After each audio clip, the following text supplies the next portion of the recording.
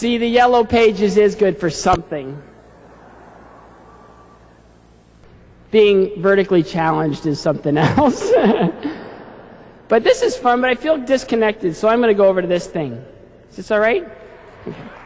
Now I can see you, which is kind of a terrifying thing because, well, this is the most people I've ever spoken in front of in my entire life. And,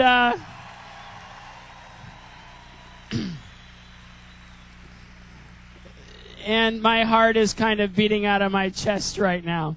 That performance you just saw was from Lake Placid, our opening night of that tour 2 tours ago, year before last. And that was the first time I'd ever done it in altitude on Drop Dead Legs. The number got a lot better than that towards the end of the tour. And it looked all right. I guess they edited it together pretty well. But it was nice that they put the ovation in at the end just in case, you know, you were hoping for Bruce Jenner or something else, you know.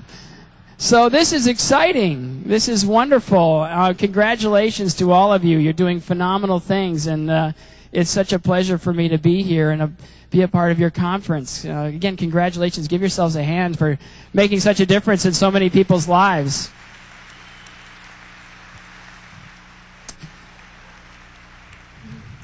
So, what do I have to offer today? I love the theme, humans being more. It's been kind of a recurring theme in my life, just trying to be more and trying to get past and trying to be the next or deal with this issue and that. And it's a wonderful, wonderful thing, a great message to send out. But before I get into that, can I tell you guys a joke that I heard recently? Okay.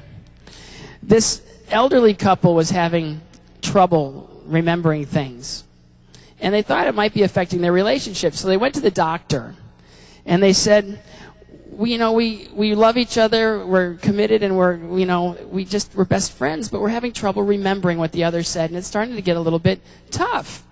And the doctor said, well, I've given you all complete physicals, and there's nothing I can do for you medicinally, but I can give you some advice. When someone says something to the other, write it down. Just write it down. And that way you won't have any trouble remembering, and you'll get along much better. And they said, well, thank you very much. So they go home that night, and they have dinner, and they're sitting in front of the television set. And the husband stands up off the couch, and he goes, I'm going to get some dessert. And she said, you sit right down, I'll get it for you. And he goes, oh, I can get it. And she goes, no, it'd be my pleasure. What would you like? And he said, I'd like some ice cream. She said, perfect. He goes, write it down. She said, I can remember ice cream. So she's headed towards the door, and the husband goes, whoa, whoa, whoa, whoa, can I get a little chocolate sauce on that? She goes, absolutely. And he goes, write it down. She goes, ice cream, chocolate sauce. I can remember that. Don't worry. She's just at the kitchen door, and the husband says, wait, one more thing. Can I get some whipped cream and some crushed nuts on that? Like a little sundae? She says, absolutely, no problem. One chocolate sundae coming up. He goes, write it down. She goes, I can remember. I'm right here. So he's watching TV, and he hears all this noise in the kitchen. 20 minutes later, she comes back, and she sets down in front of him a plate of bacon and eggs. And he looks at her, and he goes, you forgot my toast.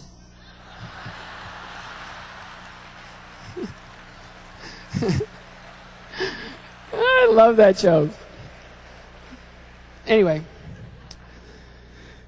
so my life has been somewhat of an interesting adventure. And for many, many years, I thought that for every blessing I was given, I'd wait for the curse. I'd wait for the next thing that was going to come and ruin everything that I just experienced. I went through many, many years of this. I won the 1976 National Junior Men's title, and the next year, actually a year and a half later, my mother passed away from cancer. And I always thought that, I didn't want anything good to happen to me because I thought that something horrible was going to come of it. It wasn't until I got cancer myself that I realized that my way of thinking was completely reversed. for every disaster in my life, something phenomenal has come of it. And I realized going through when I had my cancer, that's how I was brought up. And that's what I was given from day one. I was an unwanted pregnancy. I was adopted by two of the most wonderful people in the world. So from being an unwanted pregnancy right out of the gate, I was raised by the two best people I've ever known in my life. I was truly blessed to have phenomenal parents. I was sick as a child. I had a childhood illness that stopped me from growing. That's why I'm vertically challenged. And out of that curse became the blessing of being exactly the right height and the right build to pursue something I found much later, figure skating. The last thing you want to do in skates is be Shaquille O'Neal. Trust me. Timber!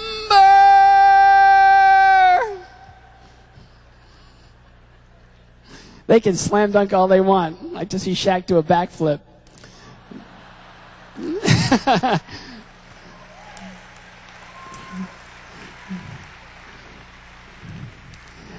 So I started skating, and I stunk.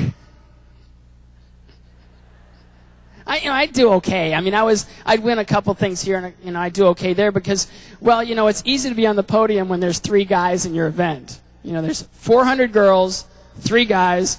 I'm going to win a medal no matter what. So, I'd come in second out of 3, and I'd feel really pretty good about it, and the thing that was tough about that was I was getting teased because I was a figure skater.